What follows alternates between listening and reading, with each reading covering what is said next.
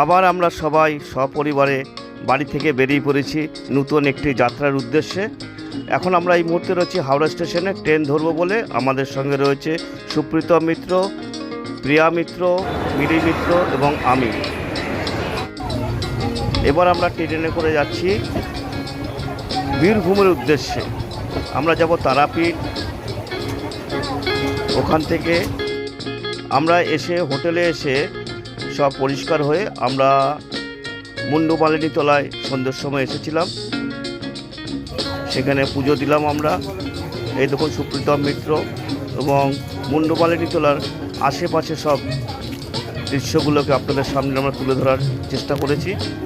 এই দাঁড়িয়ে আছে মিলি মিত্র এবং প্রিয়া মিত্র,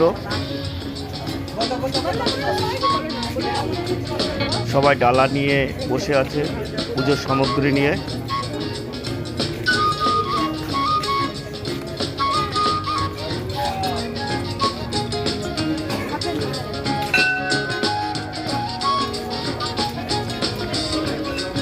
এই এখন যাচ্ছি আমরা মায়ের দর্শন করব বলে এবং পুজো দেব বলে।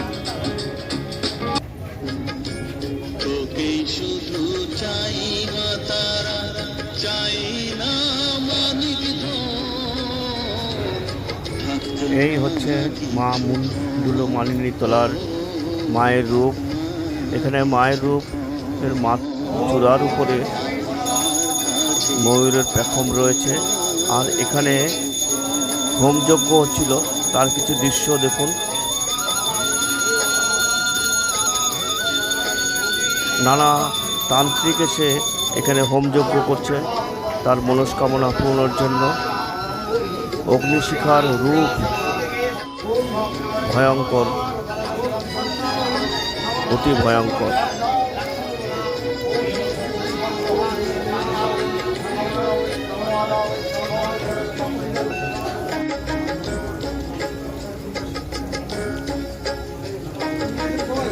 এক অপূর্ব দৃশ্য, এখানে না আসলে সেটা অনুভব করা যায় না।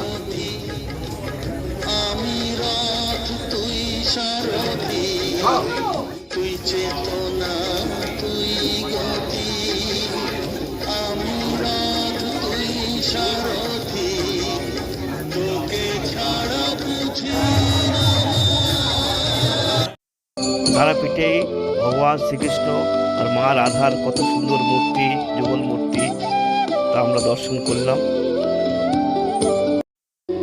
আমরা সবাই ভুবনদার দোকানে বসেছিলাম। তারপর কিছুক্ষণ বাদে ভুবনদা আসলেন, আমাদেরকে আবার তারাপীঠ মন্দিরে মা বিগ্রহের কাছে নিয়ে গিয়েছিলেন। তারাপীঠ মন্দিরে মেন গেটের নাট মন্দির প্রিয়া দাঁড়িয়ে আছে, মিলি দাঁড়িয়ে আছে। নাট মন্দিরে বসে কিছু লোক ভজন কীর্তন করছিলেন, তারই কিছু দৃশ্য।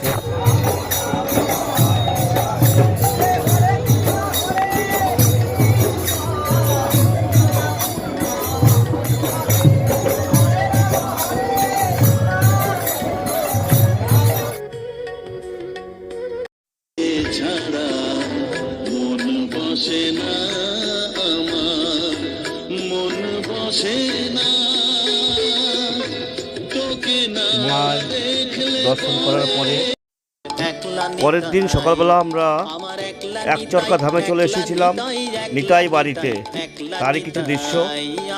কেন ভিতরে ক্যামেরা নিয়ে কোনো ছবি তুলতে দেয় না বলে বাইরে থেকে আপনাদেরকে দেখাচ্ছি আমি সব। এই হচ্ছে নিতাই চাঁদের বিগ্রহ। মিলি, সুপু এবং প্রিয়ার কটি ছবি রয়েছে। পরে আমরা নিতাই বাড়ি থেকে চলে এসেছিলাম বামদেবের বাড়ি আটলাতে, তারই কিছু দৃশ্য আপনাদের সামনে দেখাচ্ছি।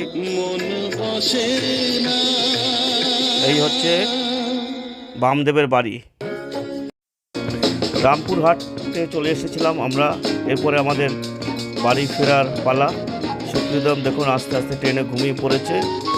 আর প্রকৃতির সেই সবুজ দৃশ্য এই দেখতে দেখতে আমরা বাড়ি চলে এসেছি।